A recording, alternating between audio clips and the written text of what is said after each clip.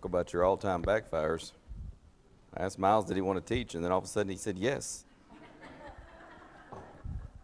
I said, you're going to teach the whole class? Yes.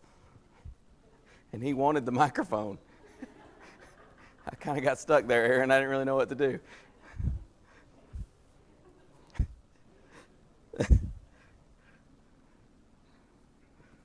You got to be careful what you offer, I guess. Turn in your Bibles to the book of Acts.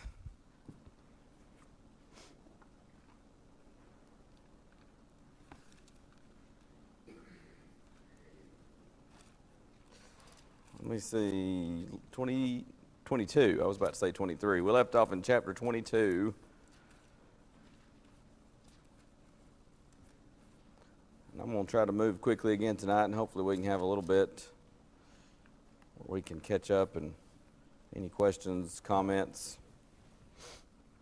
anything like that. This is Paul before the Tribune, or Paul and the Tribune. It depends on what version you've got. He's referred to in the ESV and some others as the Tribune. King James has him, by the way, I don't know if I mentioned, I said chapter 22, but it's verse 22. He's referred to in verse 24 and other places throughout this account, this section of Acts, as the chief captain in the King James. I meant to look. What does the New King James got him listed as? I want to say it's chief captain also. Commander. So, he's the head of a number of troops. He's, some people, I think the Roman name is Tribune. I think that's why a lot of versions have Tribune. I think that would have been kind of the Roman, maybe a Latin term that would translate to Tribune. But anyways, when you see that, if you hear me say Tribune, if you hear me say chief captain, if you read commander in your Bible, it's all the same person. We find out again, this is in chapter 23, but we find out later on that his name is Claudius Lysias, but we're not told that until later on. He's often referred to just as the tribune or chief captain or commander. So Paul had been giving a defense here. He recounts his conversion to the people. By the way, you may recall probably from having studied the book of Acts before, he's going to recount his conversion again in chapter 26. So there's the account of his conversion in Acts chapter 9. He recounts his conversion in chapter 22. He recounts it again in chapter 26. But he's going to recount his conversion to the people. We studied that last week. It's funny, by the way, I was noticing that as I work on my notes and work ahead each week, I've noticed my notes are getting shorter and shorter as the quarter gets shorter and shorter, and we running out of Wednesdays. I'm having to condense my notes more and more for time's sake. But it's funny because I was looking today. A lot of times I'll get out my Memphis notes from preaching school and look at them to compare and make sure I'm not leaving out something I want to include or whatever. And those notes got shorter and shorter too as we got toward the end of the book. And so we ran out of time in there as well. So I'm not the only one that runs out of time at the end of the quarter. But Paul is before the Jews here, and he recounts his conversion, and they listen. He speaks to them in the Hebrew tongue. We talked about that last week, and they listen intently up until verse 22. They gave him audience unto this word, this word being, depart, for I will send thee far hence unto the Gentiles. These words came from Jesus, of course. That sends them into a frenzy. They could not stand any type of teaching that would have something good going to the Gentiles, and especially something, again, not every Jew, but by and large, the Jews were prejudiced, and they didn't want, many of them didn't want anything going good to the Gentiles, anything good going to the Gentiles. We've talked before, many times they were prejudiced towards Samaritans. Sometimes that went both ways. There were Gentiles that were very prejudiced toward Jews. There were Samaritans very prejudiced toward Jews. This group of Jews, it may not even be necessarily that they didn't want any good thing to go to the Gentiles. It may just be this very possessive idea of the law of Moses and God's blessings. They belong to us and only us. And the very idea that he would say it's going to go to the Gentiles and that God's going to make a covenant and Gentiles are going to be his covenant people. And I can't tell you all the details because we're not told. We just know that they listen up to this word, and they, as we would say in the South, they have a fit. And they say, this fellow's not even fit that he should live now. So they cry out, they cast off their clothes, they throw dust into the air. It's kind of a mob type mentality here. So the chief captain, commander, tribune, whatever you want to call him, he commands Paul to be brought into the castle. He's going to be examined by scourging. Now, that's a nice way of saying we're going to torture him until he tells us what he's doing that's causing this uproar. They call it examined by scourging. It's kind of like, when Jack Bauer or some television show or whatever, they say, we're going to interrogate the witness or the suspect. It usually is a nice way of saying they're going to torture until they get what they want out of this person. With the Romans, sometimes we see that on TV, and sometimes that's, embellished for TV or whatever. But with the Romans, this was common. They take somebody, here's an uproar that's centering around this person. Well, just beat the fool out of him until he tells us what he's done. He's obviously done something. So very common with the Romans. Bring him in here. Let's scourge him. Whoop him real good, and then he'll tell us what's going on. So as they bind him with thongs, these leather straps would be kind of obviously to make it easier for them so his arms aren't flailing everywhere as he's in pain. Paul just kind of politely turns around to the centurion and says, hey, is it lawful for you to scourge a man who's a Roman and uncondemned? Now listen, Paul's not asking this question for information. Paul knows the answer to this question. The answer is a big fat no, it's not. And so you can just sort of see Paul as they're binding his hands, and of course some accounts have them actually binding their hands in the front, and you'd be bent over somewhere so that your shoulders are stretched. And it would make the scourging a lot more painful. So maybe they're binding his hands, and Paul just kind of clears his throat. Excuse me, centurion, is it lawful to scourge a man who's a Roman citizen and uncondemned? If that were today, he might tag on to the end, asking for a friend, right? People say that a lot when they want to ask something. I'm asking for a friend. So he asks him. When the centurion heard that, verse 26, he told the chief captain, he tells Claudius Lysias, whoa, take heed what you do. This man is a Roman. So now Claudius Lysias comes and says, so tell me, are you a Roman? It's interesting to note here, a Roman citizen, of course, had rights.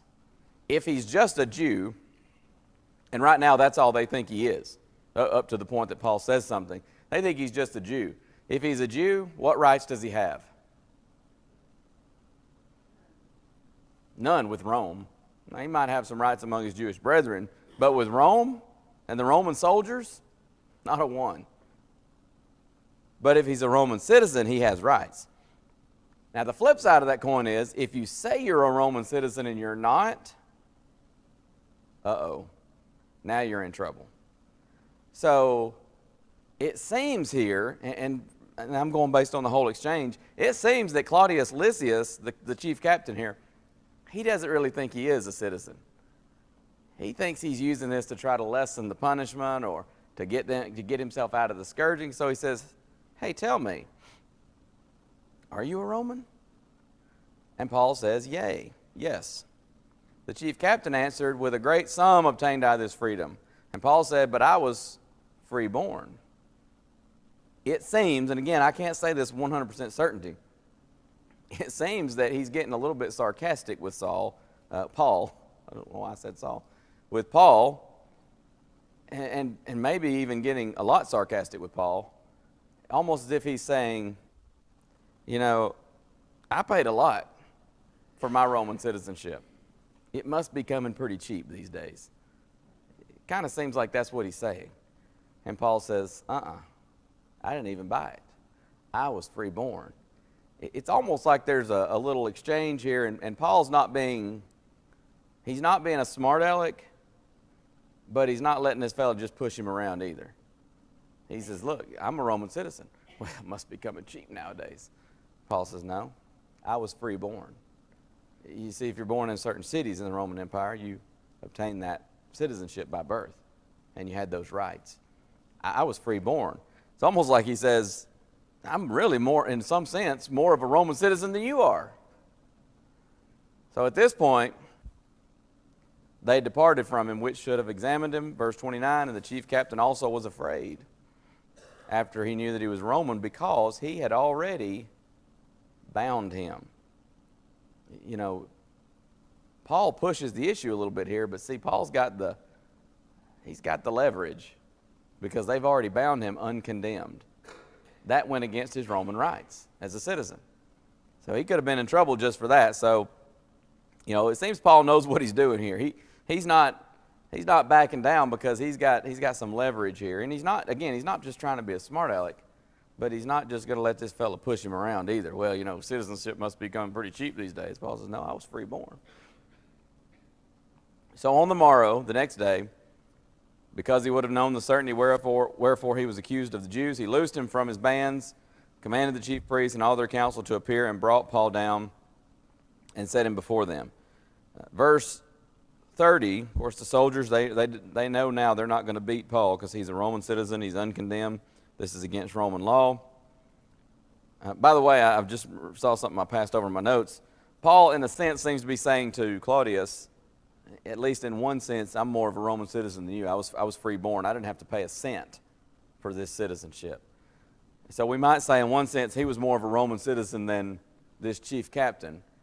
On another occasion, Paul's going to talk about his Jewish brethren that are always after him, and he's going to say, are they a Jew? I am more. And he's not trying to, again, be a smart aleck with the Jews. He's just saying, look, I'm not a whit behind. I mean, I went to the school of Gamaliel. I had knowledge. I had zeal. I went after Christians. You know, he's saying, you show me a good Jew, and I'll show you. I'll measure up. I'll go toe to toe and measure right there with him. So in one sense, he's more Roman than this Roman soldier and leader. And in another sense, he's more Jewish than some of the Jews that hated him because they felt like he was a traitor to Judaism. I thought that was pretty interesting. So verse 30 begins another section that's going to go on into chapter 23. Paul here is before this council. He spent the night in the scourging prison, of course, and now he's going to appear before the Sanhedrin, which, by the way, is the same court that tried Jesus. I hesitate to use the word tried Jesus because it was kind of a kangaroo court. But anyways, it goes on into chapter 23. Paul, earnestly beholding the council, the Sanhedrin council, said, men and brethren, I've lived in all good conscience before God until this day. Now Ananias, the high priest, commanded them that stood by to smite him on the mouth. Paul says to him, God shall smite thee, thou whited wall, for sittest thou to judge me after the law, and commandest me to be smitten contrary to the law?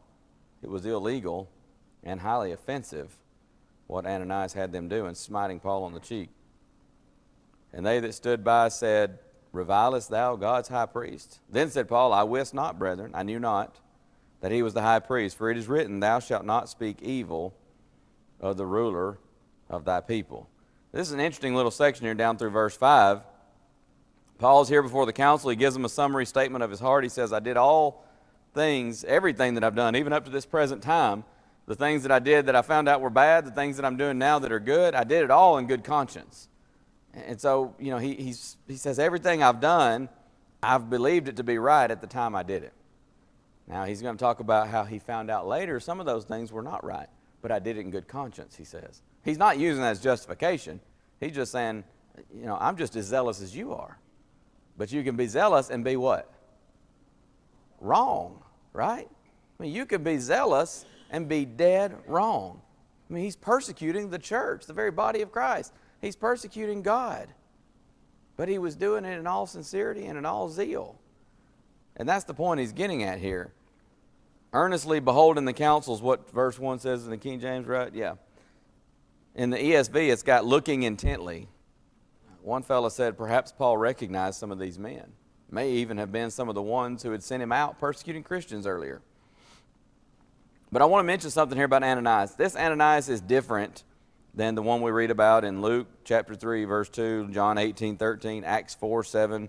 It's a different Ananias. Again, common name. In fact, when when Paul was still referred to as Saul, and he's praying in Damascus after he saw Jesus on the road to Damascus. He goes into Damascus, he's praying, and it's a man named Ananias who comes to him, it's totally different from either of these Ananiases, who says to him, "Arise, why are you waiting? Arise and be baptized and wash away thy sins, calling on the name of the Lord." This Ananias was appointed high priest by Herod. This would be from AD 48 to 59-ish, according to A.T. Robertson, Word Pictures of the New Testament. Josephus has a lot to say about this fellow. I'm going to give you a quick, a very Reader's Digest version of it, but Josephus has a lot to say about him if you want to do some more research. Flavius Josephus and his history of the Jews. He says that when Ananias was the high priest, he got sent to Rome. This was not a fun trip to Rome for a vacation. This was to go give an account for an accusation. He had some butting heads with Samaritans. They made an accusation. Apparently, I don't know if they knew somebody high enough in authority or what it was, but they made an accusation, and it was bad enough and got high enough in the Roman government that he was actually called to Rome. You're going to give an answer. And if we don't like the answer, heads are going to roll, as they say. Well, a fellow by the name of Agrippa the Younger, interceded for him, so Ananias was released. He goes back to Jerusalem, but he's not restored to the high priest office. Bear in mind at this point, what was the stipulation of the high priesthood originally? Son of Aaron, right?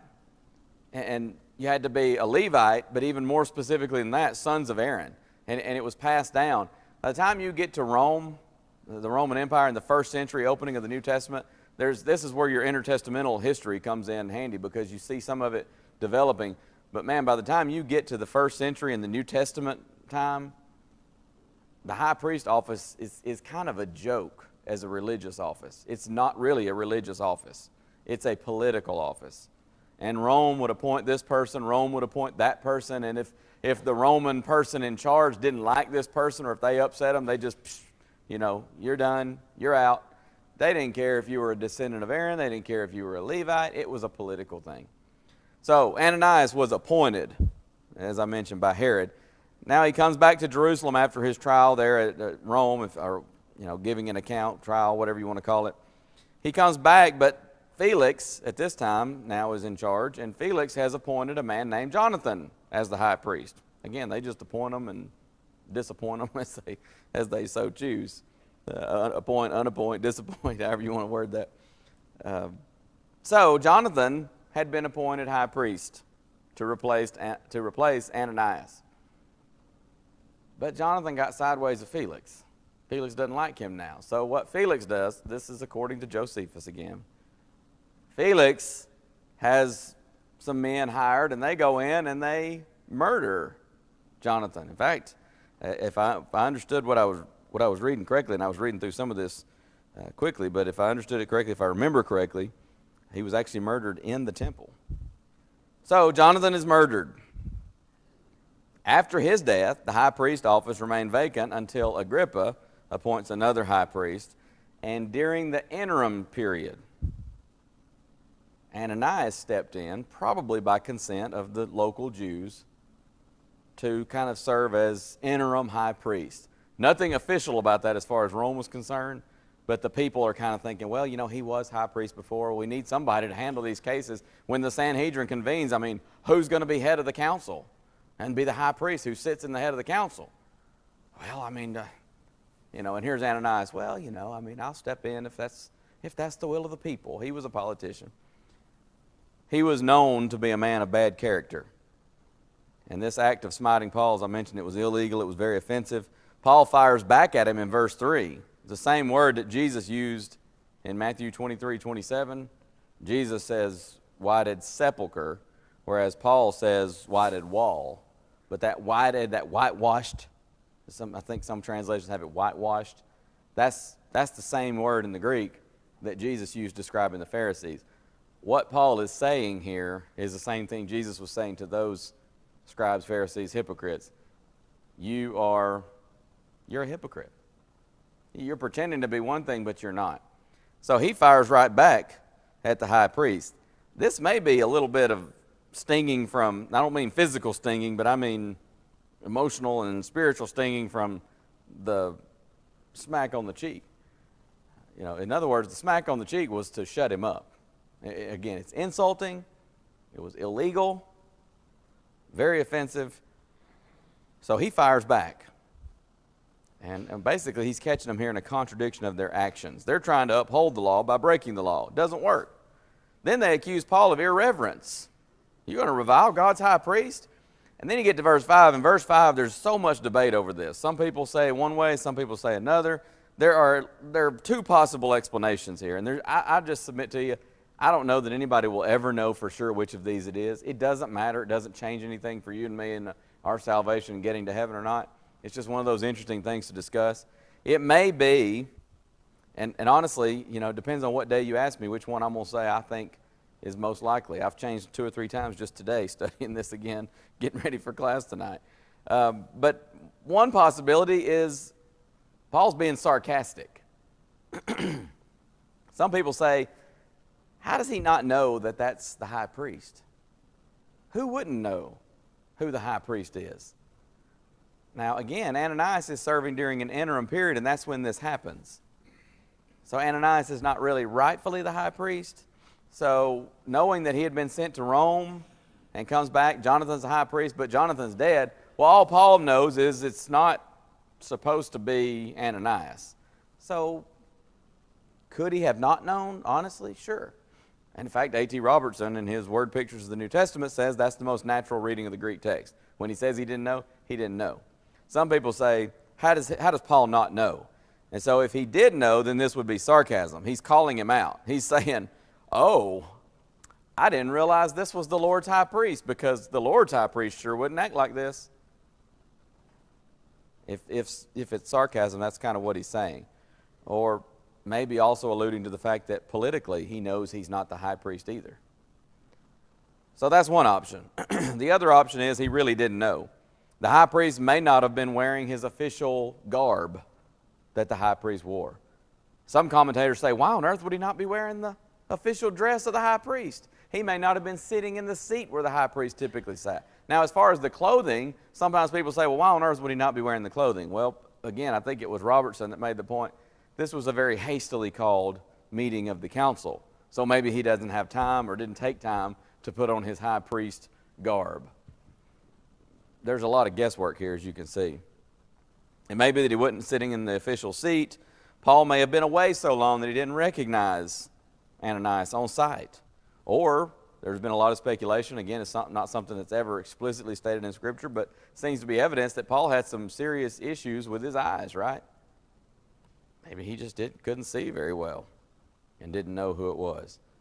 Or, and this might be the most likely explanation if you're asking me right now, it may be that he's so upset, he's so insulted. Have you ever just fired back and said something that it's almost as soon as the words came out of your mouth, you thought, I wish I hadn't said that. But you were so angry, so flustered in that moment that it came out.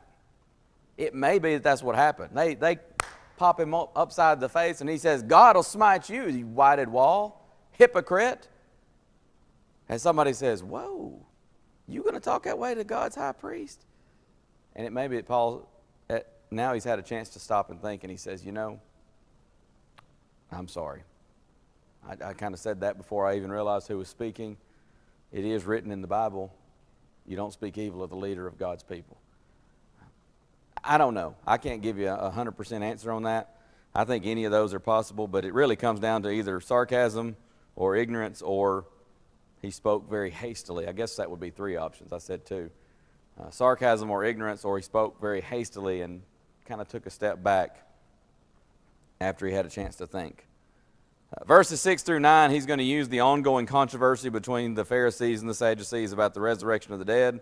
He's going to stir the 2 groups up. And isn't this interesting? Now the Pharisees jump in and they defend Paul. They want him dead earlier. Now they jump in to defend him. Why? Because he believes in the resurrection. The enemy of my enemy is my friend. Isn't that how it goes sometimes? And these people are low-down scoundrels sometimes. Verse 10, the ESV has it translated, the dissension became violent. In other words, it came to blows. Here the Pharisees, Sadducees, they're arguing over the resurrection. Paul just kind of, you can just sort of see Paul just sort of ease back a little bit. I'm just going to step aside here, you guys. And it came to blows. That's not really a befitting way for religious leaders to conduct themselves, is it? I mean, come on. I was in Chattanooga several years ago, and next thing I know, I hear on the news of such and such Church of Christ. I'm not even going to say the name of the congregation. I said, what? I know that congregation. It's on the news. Oh, they got the police down there because they had to let the preacher go, and the preacher said, no, I'm letting you all go. Y'all can do what you want, but I'm staying. He changed the locks on the building. So they had the police down there trying to sort out who's got a right to stay. He says they're gone. They say he's gone. And it's all on the local news. And here you got these Jews that say, well, we're God's people. We're God's chosen people. And they're coming to blows with one another. But I tell you what, everywhere Paul went, you know what happened? Everywhere he went, there was either a revival or a riot. That's what the gospel does sometimes, isn't it? I mean, they either turn to the Lord in droves, or they want to kill Paul to try to shut him up. A revival or a riot. That's not original with me, but I thought, boy, that is spot on. Jesus appears to Paul in verse 11. The Lord stood by him that night and says, be of good cheer, Paul, for as thou hast testified of me in Jerusalem, so must thou bear witness also at Rome. You're going to Rome, Paul. Every indication, I really believe every indication up to this point, and again, this is opinion, you can't say this with 100% certainty, but I think every indication seems to lend toward, up to this point, Paul thinks he's going to die in Jerusalem.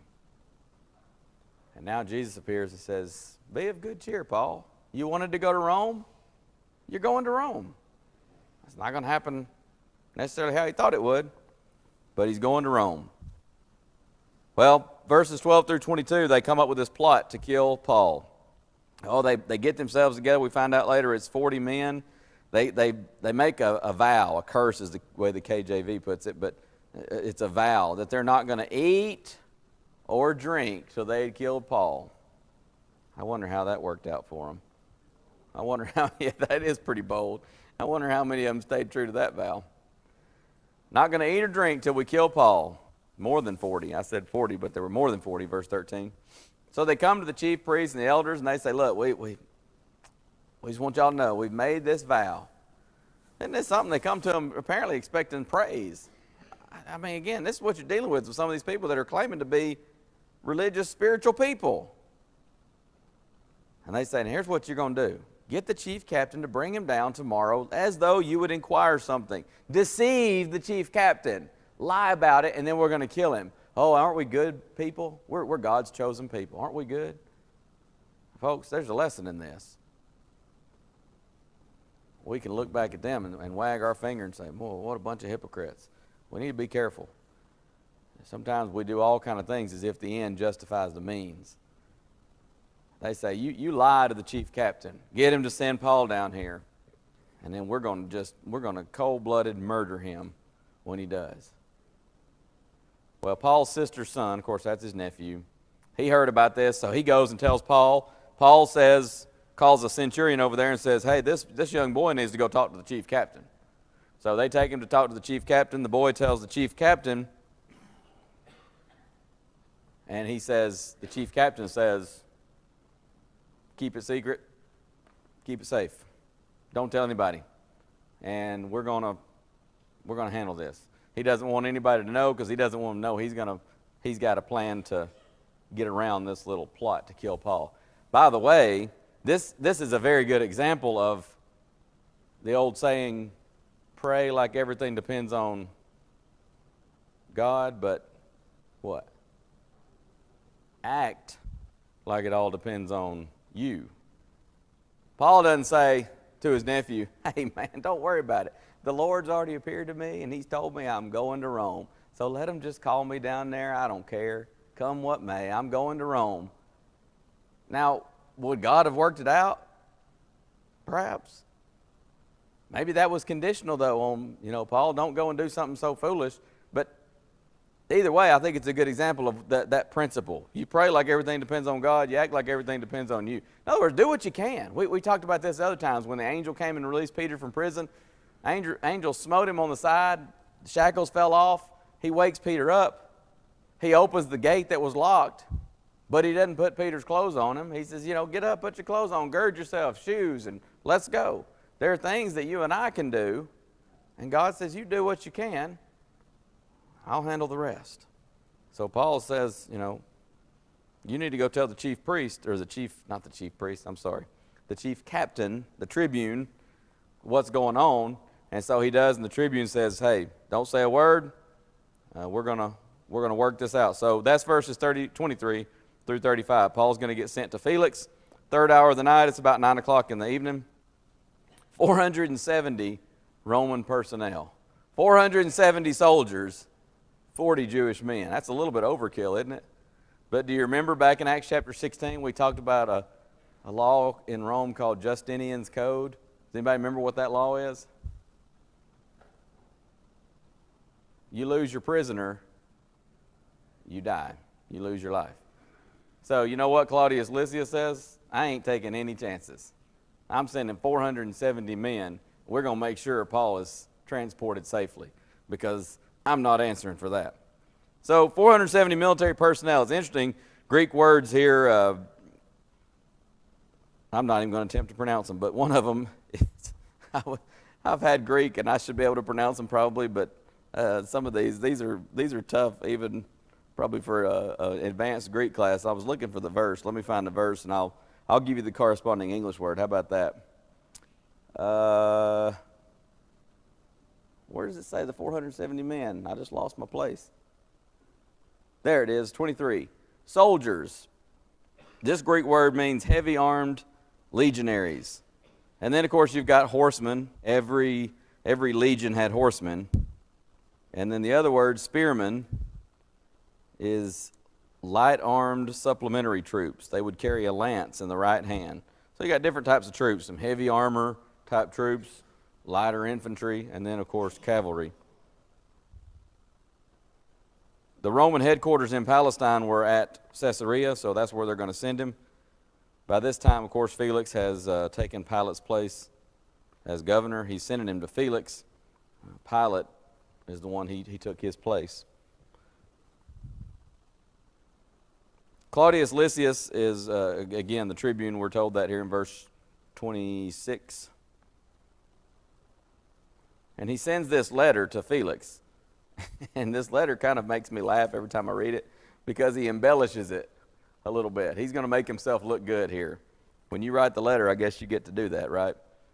He says, most excellent Governor Felix, this man was taken to the Jews and should have been killed of them. Then came I with an army and rescued him, having understood that he was a Roman. When did he understand that he was a Roman? When Paul pointed out, just in the nick of time before they were about to beat the fool out of him. He acts like he knew that all along. Well, I knew he was a Roman citizen, so I rushed in to rescue him. And when I would have known the cause wherefore they accused him, I brought him forth into their council, whom I perceived to be accused of questions of their law, but to have nothing laid to his charge worthy of death or of bonds. And so he goes on, he says, I heard about this plot, and so I'm sending him to you to make sure he's kept safe. So they bring him to Caesarea, and some of the soldiers go back and leave him with the horsemen and others. So when the governor read the letter, verse 34, he asked what province he was, and when he understood he was of Cilicia, he said, I will hear thee when thine accusers are also come, and he commanded him to be kept in Herod's judgment hall. So that's the end of chapter 23. Felix says they're going to wait till the Jewish accusers get there. For chapter 24, Paul waits 5 days for the high priest to come down there. Again, down, Jerusalem is north, higher in elevation, rather. But it's interesting, the high priest sends in the big guns here. He gets this great orator, Tertullus, to come in. He's an expert in Roman law among the Jews, and man, he is really going to butter up Felix, isn't he? I mean, just really laying it on here. He says, seeing that by thee we enjoy great quietness, and that very worthy deeds are done unto this nation by thy providence. We accept it always and in all places, most noble Felix, with all thankfulness. Notwithstanding that I be not further tedious unto thee, I pray that thou wouldest hear us of thy clemency a few words. Oh, he's just buttering him up. And you know what it is? It is complete, total lying. Because history tells us, do you know what Felix dealt with? I mean, I won't say all the time, but quite often, Jewish revolts. They hated him. But there was one person they hated even more. And you know who that was? Paul. The enemy of my enemy is my friend. So they say, oh man, Felix, we love you. You were such a great leader. And I'm so thankful to have this opportunity to stand before you. It's such an honor. So they say he's pestilent. He's a mover of sedition. It appears they're trying to imply Paul was stirring up insurrection against Rome. It doesn't come out and say that explicitly, but that seems to be what they're implying here. Hey, you need to do something about this. I mean, this guy's going to cause insurrection against Rome. And you want to get Rome's attention real fast? You talk about anybody who would even hint toward an uprising, which is kind of ironic coming from a Jew, because they were more notorious than anyone for uprisings in the Roman Empire, at least up until AD 70. Verses 11 through 21, you have Paul's defense. He knows he didn't do anything wrong. He knows they can't prove their false accusations. He says, I believe all the Old Testament scriptures which they supposedly believe themselves. He says, I'm preaching the same texts. I'm just preaching the fulfillment of them that they refuse to acknowledge. Verse 17, Paul's pointing out that he says, hey, I came to Jerusalem to bring a gift. I came to bring help. I didn't come to start trouble. I came here to bring, what does the King James have? Alms to my nation and offerings.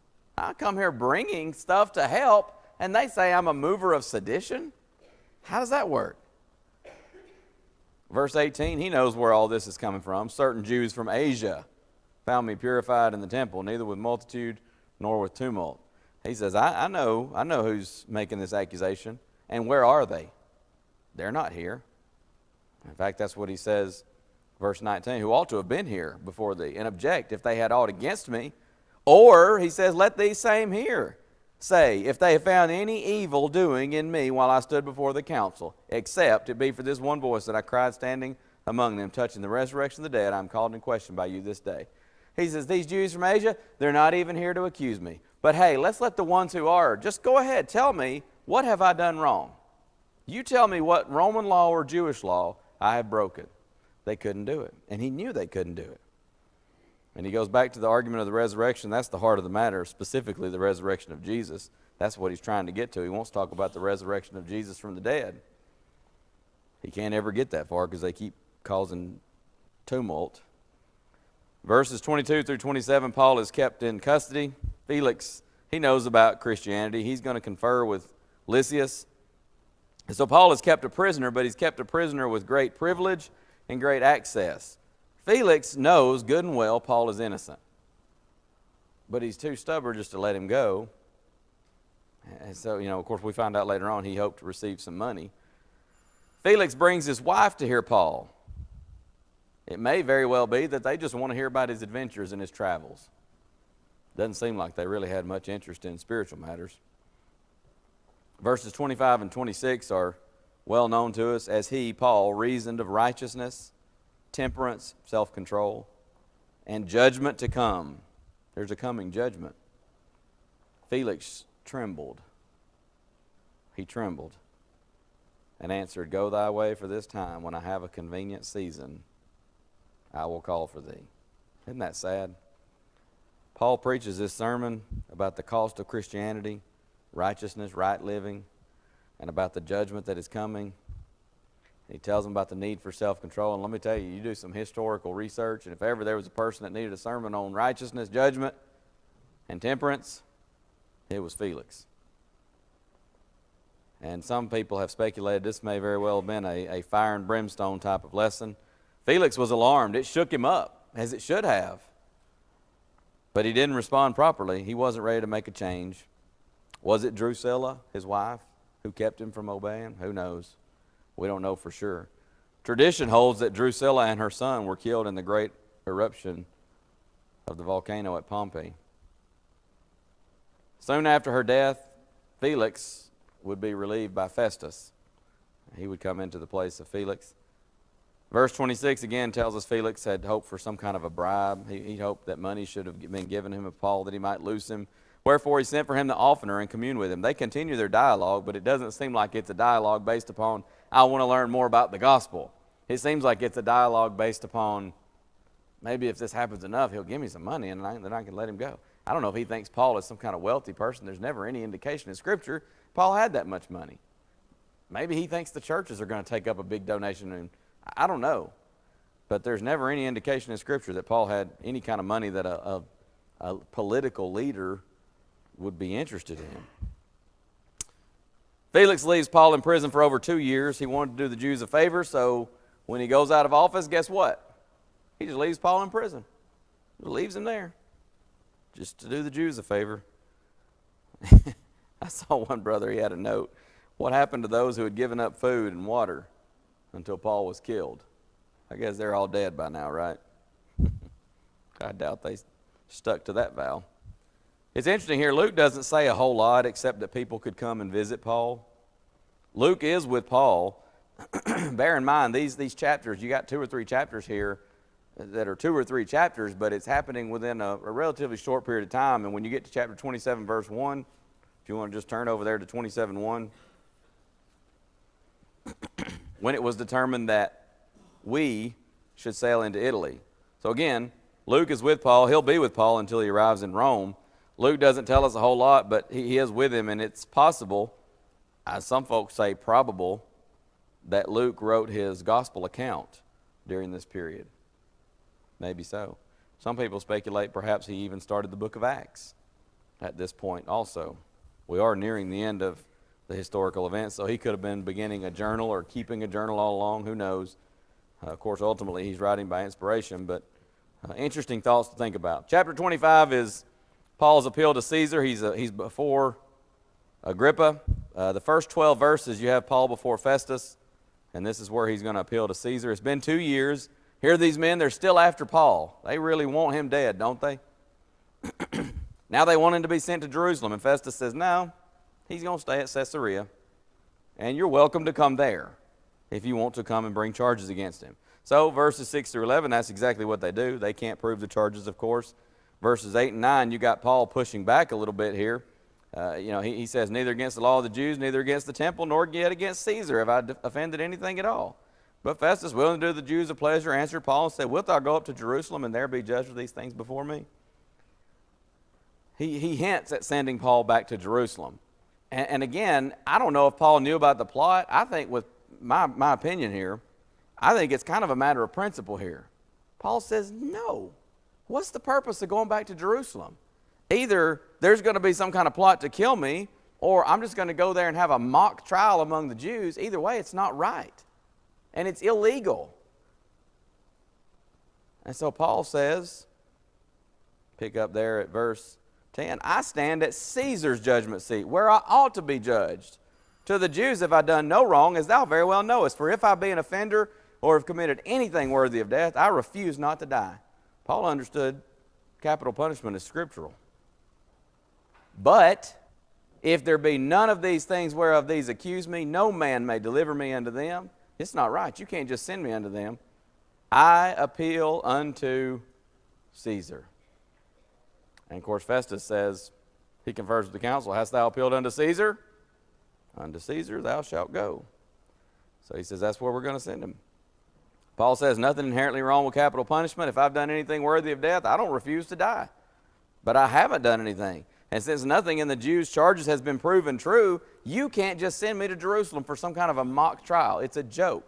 You can't do that. It's illegal. And so you know what, Festus? I appeal to Caesar. And so that's what Paul says, and Festus says, okay, you've appealed to Caesar you shall go. We'll pick up, Lord willing, in Acts 25, 13 through 27, and see Paul here before Agrippa and Bernice. This is, of course, a new Agrippa. But we'll talk about that when we get to it next week. Let's see, next week is our last Wednesday, isn't it? We got to wrap it up next Wednesday. So we're getting close. We're down to the section that moves pretty quickly. There's a lot less that we have to get into a lot of detail on, but we'll make sure we wrap it up next week. And y'all remind me, one way or another, we'll leave 5 minutes or so at the end of class next week for any questions or comments. I know I've had to move quickly these last couple weeks, but thank you very much for your time and attention.